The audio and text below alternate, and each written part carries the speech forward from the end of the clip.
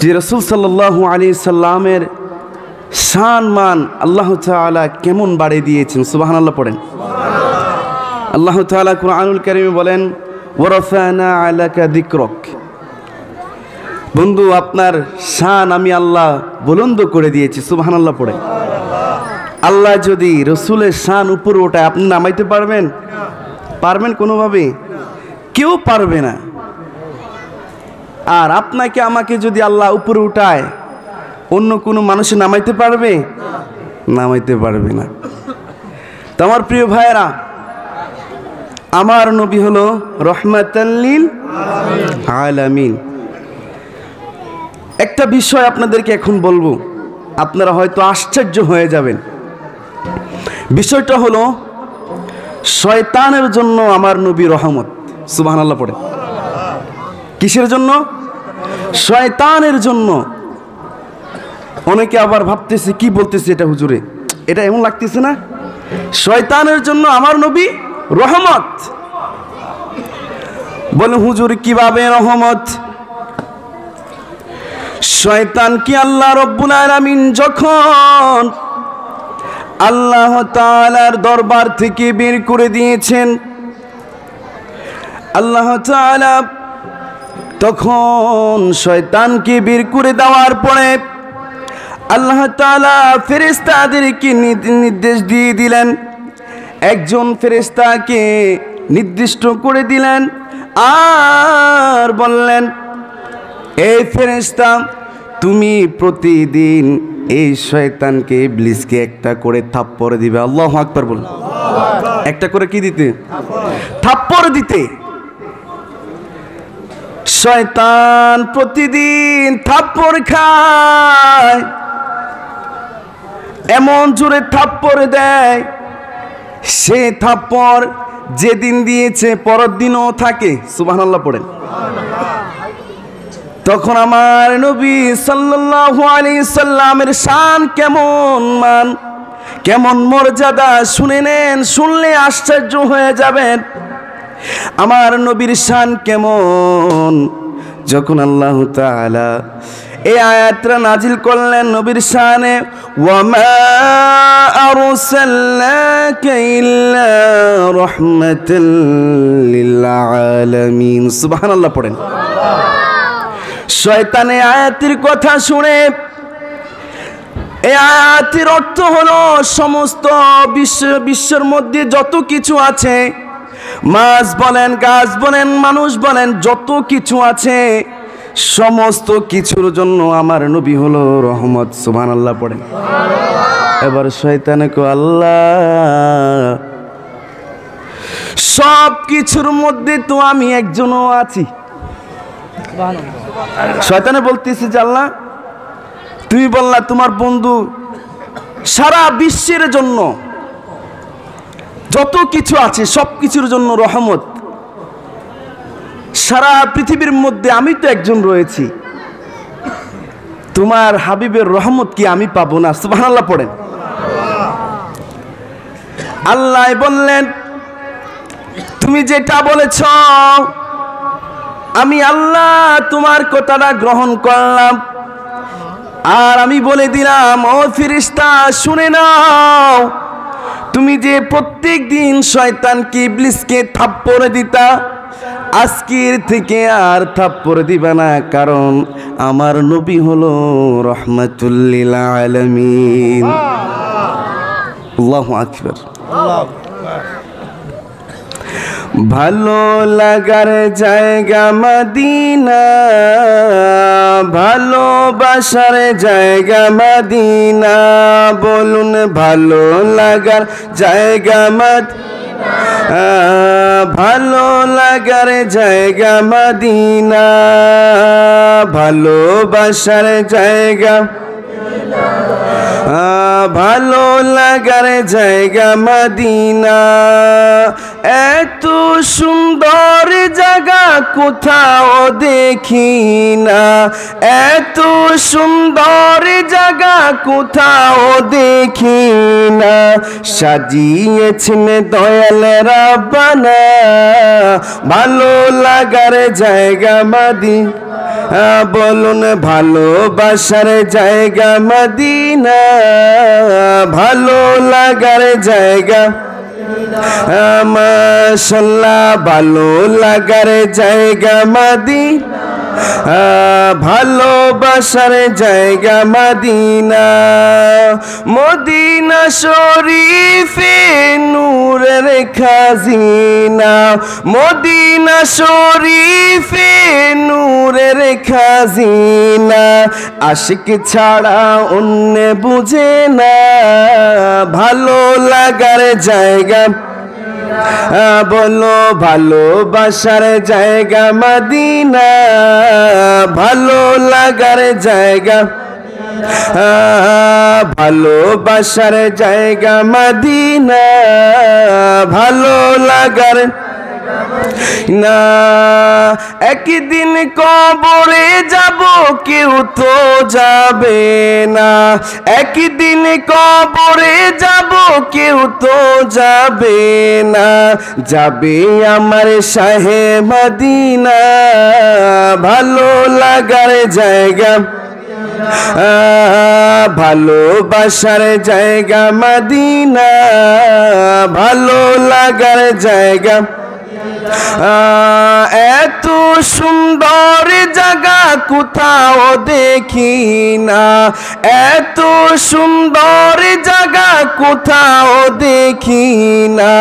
সাজিয়েছেন দয়াল রাব্বানা ভালো লাগার জায়গা, ভালোবাসার জায়গা মদিনা, ভালো লাগার জায়গা। যতই দুরুদ পড়ি তৃপ্তি মিঠে না, যতই দুরুদ পড়ি তৃপ্তি মিঠে না। মিলাদে শান্তি থাকে না ভালো লাগার জায়গা, ভালোবাসার জায়গা মদিনা, ভালো লাগার। মারহাবা বলুন। আল্লাহকে, আল্লাহ রসুলকে সম্মান দিয়েছি কিনা? কথা বলে না, দিয়েছি কিনা? কারণ আপনি আর আমি রসুলের সম্মান কমাইতে পারবো? কখনোই পারবো না। আমার বাইরা বাবারা রে, আল্লাহ রব্বুল আলামিন আপনাকে আমাকে জানিয়ে দিয়েছেন। আল্লাহ রব্বুল আলামিন বলেন, ও দুনিয়ার মানুষ, মাইয়ুতিইল্লাহ ওয়া রাসূলা ফাকাদ আতা আল্লাহ। সুবহানাল্লাহ পড়ুন। আল্লাহ কয় আমার বন্ধুকে ইত্তেবা করলে আমি আল্লাহর ইত্তেবা হয়ে যায়। এখন দেখেন, ওই নবীকে ছাড়া নামাজ পড়তে পারবেন না, রোজা রাখতে পারবেন না, ওই নবীকে ছাড়া হজ করতে পারবেন না, ওই নবীকে ছাড়া আপনি আখিরাতের কোনো কাজ করতে পারবেন না, ঠিক কিনা? কোথাও নবীকে বাদ দেওয়া যাবে না। আল্লাহ সব জায়গায় নবীকে কাছে রেখেছে, ঠিক কিনা? তা আমরা অনেকে দূরে সরাইতাম চাই, ঠিক কিনা? নবীকে কখনো দূরে সরাই রাখতে পারবেন না, কারণ নবীকে ভালোবেসেছে আবু বকর। আমরা কি ভালোবাসি? আবু বকরের ভালোবাসা দেখলে, আবু বকরের ভালোবাসা শুনলে আপনারাও আশ্চর্য হয়ে যাবেন। কেমন আবু বকর ইসলামের মধ্যে যখন সর্বপ্রথম খুতবা দিয়েছেন আবু বকর, সুবহানাল্লাহ পড়েন। জুমার খুতবাটা শুরু হয়েছে ওইখান থেকে। আবু বকর সিদ্দিক রাদিয়াল্লাহু তাআলা যখন মুসলমানের সংখ্যা ছিল 38 জন। কয়জন? কথা বলেন, কয়জন? 38 জন ছিল। 38 জন থাকার পরে হযরতে আবু বকর সিদ্দিক রাদিয়াল্লাহু তাআলা তিনার আর ভালো লাগে না, রাসূলের দরবারে গিয়ে বলো, ও নবী, আপনি যদি আমাকে অনুমতি দেন আমি একটু ইসলামের জন্য দাওয়াত দেব। আমার নবী বললেন, আবু বকর এখনো তো সময় হয় নাই, এখনো তুমি, আমাদের মুসলমানের সংখ্যা অল্প, আমার নবী এই কথা বলার পরে আবু বকর বিনয়া বিনয়া রাসূলকে বললেন, ইয়া রাসূলুল্লাহ, আপনি যদি অনুমতি দেন আমি একটু চেষ্টা করে দেখি। অনেকবার রসুলকে বলার পরে রসুল আদেশ দিলেন। আদেশ দেওয়ার পরে হযরত আবু বকর সিদ্দিক রাদিয়াল্লাহু তাআলা সকল মুসলমানদেরকে নিয়ে 38 জন মুসলমানদেরকে নিয়ে কাবা শরীফে চলে গেলেন। সুবহানাল্লাহ পড়েন। এখনো কোনো ইসলামের লেশমাত্রা নাই। আমার নবী আস্তে আস্তে ইসলাম প্রচার করার মাত্র শুরু করলেন, কাফের মুশরিকদের কানের মধ্যে মাত্র যাইল। এবার আবু বকরের কলজাটা কত বড়, সুবহানাল্লাহ পড়েন। কারণ কাফের মুশরিকরা অনেক বড়, তাদের দল বলো। এবং আবু বকর সিদ্দিক রাদিয়াল্লাহু তাআলা নবীকে বললেন, ইয়া রাসূলুল্লাহ, আপনি আমার সাথে আসেন। আর সকল সাহাবীদেরকে নিয়ে গেলেন। যাওয়ার পরে সর্বপ্রথম আবু বকর সিদ্দিক রাদিয়াল্লাহু তাআলা খুতবা শুরু করলেন। আলহামদুলিল্লাহি নাহমাদুহু ওয়া নাস্তাঈনুহু ওয়া নাস্তাগফিরুহু ওয়া নাউযু বিল্লাহি মিন শুরুরি আনফুসিনা ওয়া মিন সাইয়্যাতি আমালিনা মান ইয়াহদিল্লাহু ফালা মুদিল্লা লাহু ওয়া মান ইউদ্লিলহু ফালা হাদিয়া লাহু ওয়া নাশহাদু আন লা ইলাহা ইল্লাল্লাহু ওয়াহদাহু লা শারীকা লাহু। সুবহানাল্লাহ পড়েন। এভাবে যখন খুতবা পড়া শুরু দিল, শুরু দেওয়ার পরে কাফির মুশরিকদের কানের মধ্যে গেল যে আবু বকর ওপেনে ইসলামের দাওয়াত দিচ্ছে। আরো জোরে বলুন সুবহানাল্লাহ। আবু বকর ওপেনে এত বড় সাহস, এত বড় স্পর্ধা কিভাবে হলো? তখন সাহাবীরা দেখতেছে কাফির মুশরিকরা দলবল নিয়ে তারা আসতেছে দাওয়া করার জন্য। আর মুসলমানরা এদিক সেদিক ছুটে যাওয়ার শুরু করলো। তখন আবু বকর সিদ্দিক রাদিয়াল্লাহু তাআলাকে তারা একা পাইয়া এমন ভাবে মারার শুরু দিল, এমন ভাবে কষ্ট দেওয়ার শুরু দিল। আবু বকর সিদ্দিক রাদিয়াল্লাহু তাআলাকে উতবা ইবনে রাবিয়া একজন বেয়াদব ছিল। এই বেয়াদবে আবু বকর সিদ্দিক রাদিয়াল্লাহু তাআলাকে এমন ভাবে মারলো, তার জুতা খুলে আবু বকর সিদ্দিক রাদিয়াল্লাহু তাআলার গায়ের মধ্যে আঘাত করেছে এবং লাঠি দিয়ে মুখের মধ্যে আঘাত করেছে। ওনার নাক মুবারক শরীরের সাথে মিশে গিয়েছে। আল্লাহু আকবার বলুন। আমরা তো ইসলামের জন্য কিছু করি নাই, দেখেন সাহাবীরা কত কষ্ট করে। আবু বকর সিদ্দিক রাদিয়াল্লাহু তাআলা এমন অবস্থা হয়ে গেল, পুরাটা শরীর রক্ততে ভিজে গেল। ভিজে যাওয়ার পরে আবু বকর সিদ্দিক রাদিয়াল্লাহু তাআলা মুমূর্ষিত অবস্থা হয়ে গেল। আবু বকর সিদ্দিক রাদিয়াল্লাহু তাআলার গোত্রের বনি তাইমের গোত্রের লোকেরা খবর শুনে দৌড়াইয়া আবু বকরকে বাঁচাইলো। বাঁচানোর পরে কাফির মুশরিকদের হাত থেকে আবু বকর সিদ্দিক রাদিয়াল্লাহু তাআলাকে উদ্ধার করলো। উদ্ধার করার পরে তারের গোত্রের মধ্যে আবু বকর সিদ্দিক রাদিয়াল্লাহু তাআলাকে নিয়ে গেল। নিয়ে যাওয়ার পরে একদিন হয়ে গেল, আবু বকর সিদ্দিক রাদিয়াল্লাহু তাআলার কোনো জ্ঞান ফিরে আসতেছে না। তখন বনি তাইমের গোত্রের লোকেরা ওই কাফির মুশরিকদেরকে বলে দিল, যদি আবু বকর সিদ্দিক রাদিয়াল্লাহু তাআলার কিছু হয় তোমাকে স্বেচ্ছায় আমরা গিয়ে তোমাকে কতল করব। এই কথা বলার পরে দিন পুরাটা গেল। যখন মাগরিবের কিছু সময় হলো, তখন আবু বকর সিদ্দিক রাদিয়াল্লাহু তাআলার মা পাশে ছিলেন এবং আত্মীয় স্বজন সকলে পাশে ছিলেন। আবু বকর সিদ্দিক রাদিয়াল্লাহু তাআলার বাবা কুহাফ ছিলেন, উনিও ছিলেন। থাকার পরে আবু বকর সিদ্দিক রাদিয়াল্লাহু তাআলার চোখটা খুললো।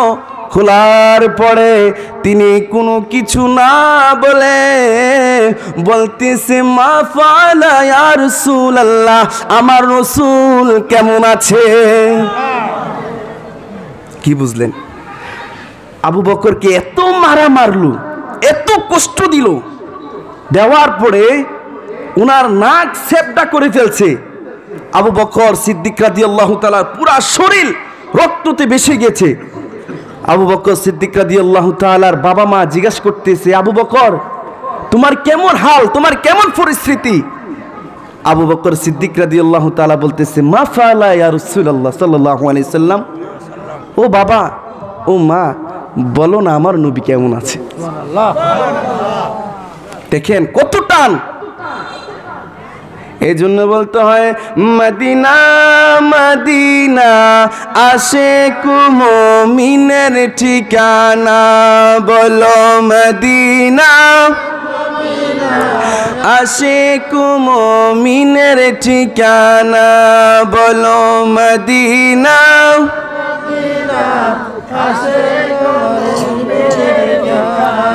আপনারা কি অসুস্থ? জোরে একটা তাকবীর দিতে পারবেন? আপনারা তো অনেকজন আছেন, লোক বুঝাই দিবেন যে আমরা অনেকে আছি। নারায়ে তাকবীর।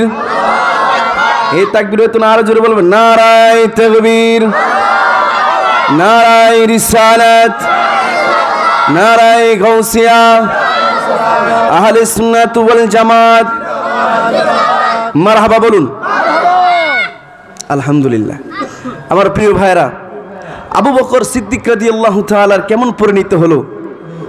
আবু বকর সিদ্দিক রাদিয়াল্লাহু তাআলার গোত্রেরা একজন দাঁড়িয়ে বলল, আবু বকর, তুমি যে নবীর কারণে তুমি মুমূর্ষিত অবস্থা হয়ে গিয়েছো, তোমার অবস্থা একদম খারাপ। আর আবু বকর সিদ্দিক রাদিয়াল্লাহু তাআলার বাবাও খেপে গিয়েছে।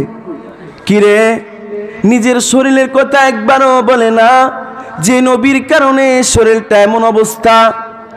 তারা চেঁচেমেচে অনেকে বের হয়ে গেল। আবু বকর সিদ্দিক রাদিয়াল্লাহু তাআলা কি এত কথা বলে কানে দিয়ে লাগে না? আবু বকর সিদ্দিক বলে, মা, ও মা, তুমি বলো না আমার নবী কোথায় আছে, আমাকে একটু বলো না। এই কথা বলার পরে আবু বকর সিদ্দিক রাদিয়াল্লাহু তাআলার মা ডেকে বললেন, বাবারে, আমি তো জানি না নবী কোন জায়গায় আছে, নবী কোথায় আছে। আবু বকর সিদ্দিক রাদিয়াল্লাহু তাআলা বললেন, মা, তুমি একটা কাজ করো, উমর রাদিয়াল্লাহু তাআলার বোন উম্মে জামিলকে গিয়ে জিজ্ঞাসা করো আমার নবী কোথায় আছে। সুবহানাল্লাহ পড়েন। উম্মে জামিলকে গিয়ে জিজ্ঞাসা করো আমার নবী কোথায় আছে। এই কথা বলার পরে আবু বকর সিদ্দিক রাদিয়াল্লাহু তাআলার মা উম্মে জামিলকে যে বলল, নবী কোথায় আছে তুমি বলতে পারবানি? কয় না, আমি বলতে পারবো না, কিন্তু জানে। কারণ যদি বলে, আবু বকর সিদ্দিক রাদিয়াল্লাহু তাআলার মা এখনো মুসলমান হয় নাই। যখন বলল নবী কোথায় আছে তুমি জানোনি? কয় না, জানি না, কারণ উনি তো জানে এখনো মুসলমান হয় নাই। নবীর কথা যদি বলে দেয়, যদি নবীকে আক্রমণ করে, এই জন্য নবীর কথা বলে নাই। তারপরে আবু বকর সিদ্দিক রাদিয়াল্লাহু তাআলার কাছে আবু বকর সিদ্দিক রাদিয়াল্লাহু তাআলার মা এসে বলল, বাবা, নবীর তো কোনো খোঁজ পাইলাম না। এই কথা বলার পরে আবু বকর সিদ্দিক রাদিয়াল্লাহু তাআলার মা খানা নিয়ে আসছে। আনার পরে বলে, বাবা, সারাটা দিন তো কিছু খাও নাই, তোমাকে আমি একটু খানা খাওয়াই, তুমি একটু খেয়ে নাও। আবু বকর ডেকে বলে, ও মা, আমি আবু বকরের যদি জীবন চলে যায়, একটা লুকমাও ভাত খাবো না, এক ফোঁটাও পানি খাবো না, যতক্ষণ নবীকে না দেখবো। দেখছেন? মা, নবীকে যতক্ষণ না দেখবো মা, আমি এক ফোঁটাও পানি খাবো না, এক ফোঁটাও, এক লুকমাও ভাত খাবো না। আবু বকর বলে, মা, তুমি আমাকে হাজার চেষ্টা করবা, মা, যে নবী, কবরের নবী, হাসরের নবী, মিজানও নবী, ফুলসিরাতেও নবী, ওই নবীকে না দেখলে মা আমি এক ফোঁটাও পানি খাবো না, ভাতও খাবো না। এখন মা তো মা পাগলের মতন হয়ে গিয়েছে ছেলের অবস্থা দেখে। দৌড়াইয়া আনাচে কানাচে খোঁজ নিচ্ছে নবী কোথায় আছে, কোথাও দেখতে পারছে না। সালে নামক একজন লোক ছিল, লোকটা বললেন নবী সাল্লাল্লাহু আলাইহি সাল্লাম আরকাম রাদিয়াল্লাহু তাআলার সাফা পারওয়া পাহাড়ের মধ্যে পদদেশে ওই জায়গাটা একটা বাড়ির জায়গা আছে। আর সালে আহমদ বললেন, ও আবু বকরের আম্মা, আপনি তো নবীকে খুঁজছেন, শুনে নেন নবী তো অমুক জায়গার মধ্যে আছে, আরকাম রাদিয়াল্লাহু তাআলার ঘরের মধ্যে বিশ্রাম নিচ্ছে। এই কথা বলার পরে সালেম বলতেছে, আপনি দিনের বেলায় আবু বকরকে নবীর কাছে নিতে পারবেন না, কারণ যদি নিয়ে যান কাফের মুশরিকরা যদি পায় আবু বকর সিদ্দিক রাদিয়াল্লাহু তাআলা কি কষ্ট দিতে পারে, আবার মারধর করতে পারে। বরঞ্চ আপনি একটা কাজ করেন, যখন রাত্র গভীর হয়ে যাবে তখন আপনি আবু বকর সিদ্দিক রাদিয়াল্লাহু তাআলা কি নিয়ে নবীর সামনে হাজির হয়েন। সুবহানাল্লাহ পড়েন। এই কথা বলার পরে দিন গেল, দিন যাওয়ার পরে রাত্র যখন হলো, হওয়ার পরে আবু বকর সিদ্দিক রাদিয়াল্লাহু তাআলা কি যখন নিয়ে রওনা দিলেন, রওনা দেওয়ার পরে আবু বকর সিদ্দিক রাদিয়াল্লাহু তাআলা নবীকে দেখার পরে এমন ভাবে চিৎকার দিয়ে কান্নার সুরে দিল, বলতেছি ইয়া রাসূলুল্লাহ, আপনার কোনো কিছু হয়েছে কিনা শুধু আমাকে বলেন। নবী বলেন, আবু বকর তুমি একবার তোমার শরীরের দিকে তাকাইছো? ও ইয়া রাসূলুল্লাহ, আমি আবু বকরের যদি জীবনও চলে যেত আমার কোনো দুঃখ থাকলো না, শুধু আপনি নবী বেঁচে আছেন কিনা আমি শুধু এই টেনশনে ছিলাম। এই টেনশনে আমার ভিতর চূর্ণ বিচূর্ণ হয়ে গিয়েছে। নবী আপনি কেমন আছেন এটা বলেন। নবী বললেন, আবু বকর আলহামদুলিল্লাহ আমি অনেক ভালো আছি, আমাকে আল্লাহ ভালো রেখেছে, তোমার অবস্থা দেখে আমি নবী তো সহ্য করতে পারতেছি না। সুবহানাল্লাহ পড়েন। আবু বকর সিদ্দিক রাদিয়াল্লাহু তাআলা বলেন, ইয়া রাসূলুল্লাহ, এ হলো আমার মা। প্রিয় বাবারা, দেখেন গত বছর আমাদের সভাপতি সাহেব ছিল না? এই সাইডে খুব এই ঠিক এই জায়গা না, স্টেজ এই জায়গা ছিল, আমার বাম পাশে ছিল।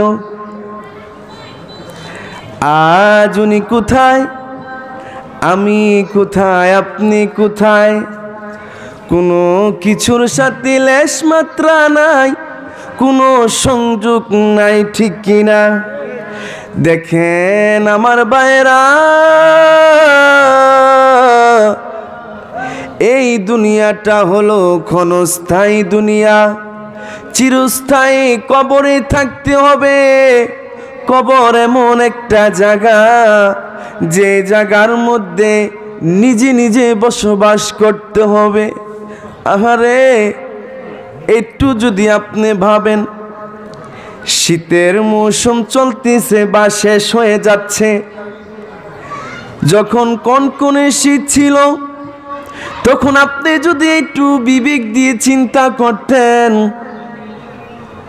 আহারে কম্বল যখন মোড়া দিচ্ছেন তখন যদি চিন্তা করতেন আর ভাবতেন সাদা একটা কাপড় দিয়ে পেঁচিয়ে গুছিয়ে আপনাকে আমাকে কবরে রাখবে, ঠিক কি না?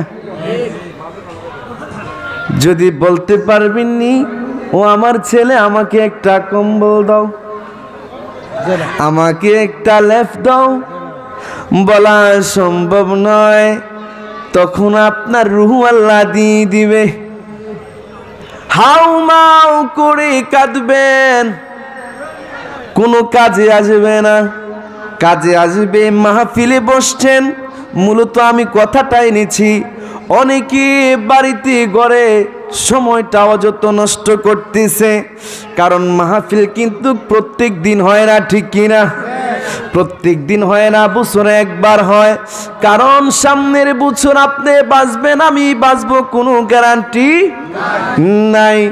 আমার ভাইরা, আমি যে সাবজেক্টে ছিলাম ওই সাবজেক্টে চলে যাচ্ছি। আবু বকর কেমন আবু বকর, এদিক দিয়ে আবু বকরের শান বর্ণনা করা হলো। পরবর্তী আসেন আবু বকর। কেমন আবু বকর? মসজিদে নববীর মধ্যে একজন অন্ধ সাহাবী আসলো। আসার পরে নবীকে সালাম দিল। সালাম দেওয়ার পরে সাহাবীরা দৌড়ে নবীর সামনে বসাইল।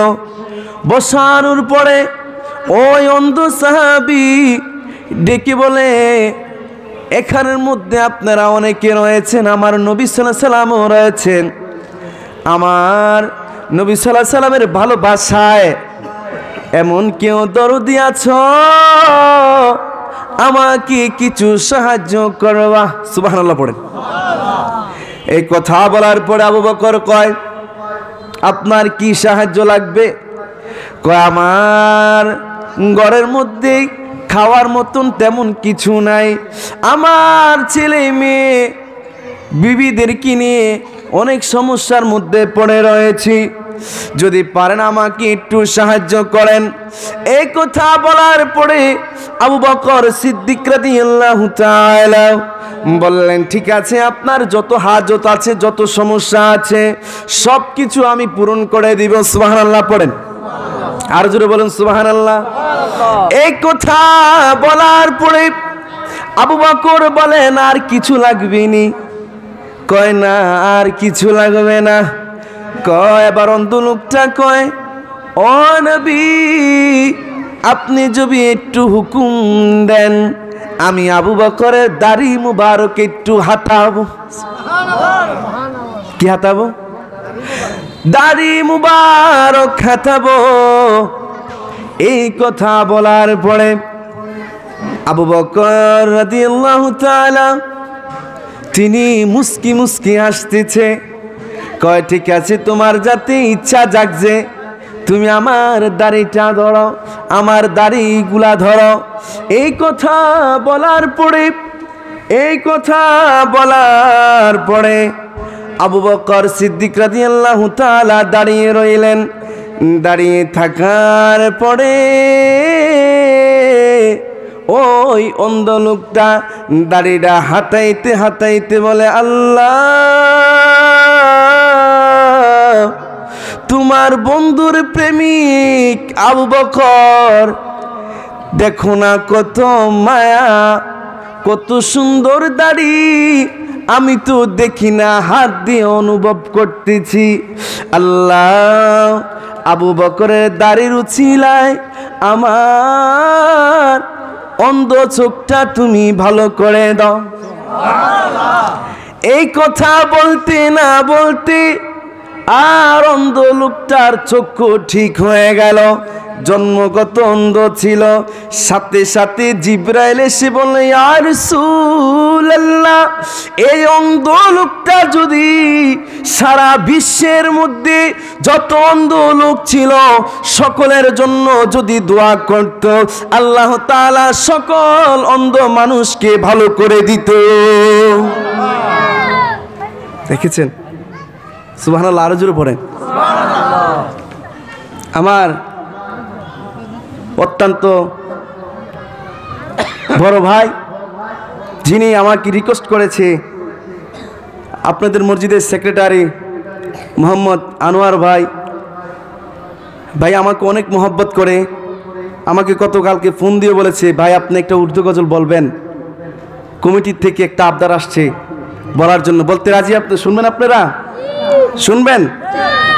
আমরা প্রতিদিন আমাদের মাদ্রাসায়, নূরে মদিনা ইন্টারন্যাশনাল হিফজ অ্যান্ড ক্যাডেট মাদ্রাসায় প্রতিদিন অ্যাসেম্বলির মধ্যে আমরা এই নাতরাসুলটা পড়ে থাকি। মারহাবা বলুন। এবং আমাদের চট্টগ্রাম জামিয়া আহমদিয়া সুন্নিয়া আলিয়া মাদ্রাসা, যেখানে আমি অধ্যয়নরত আছি, ওই জায়গার মধ্যে আমাদের প্রতিদিন পড়া হয়। আপনারা আমার সাথে পড়তে পারবেন? ইনশাল্লাহ পড়বেন তো? সবাই একসাথে। সবসে আলা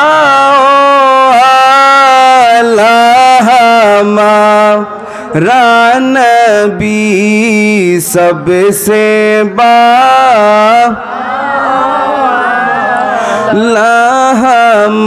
हमारा नबी सबसे औला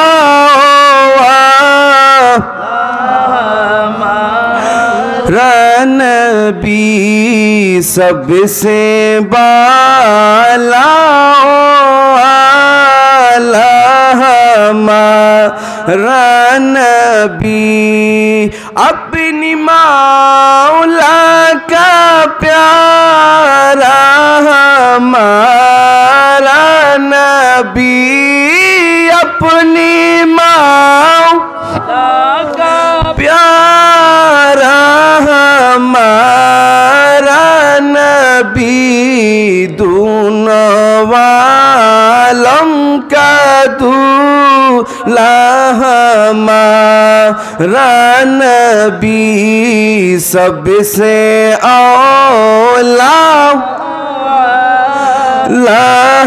हमारा नबी सबसे बाला हमारा नबी खल्क़ों से औलिया औलिया से रसूल और रसूलों से आला हमारा नबी सबसे औला हमारा नबी सबसे बाला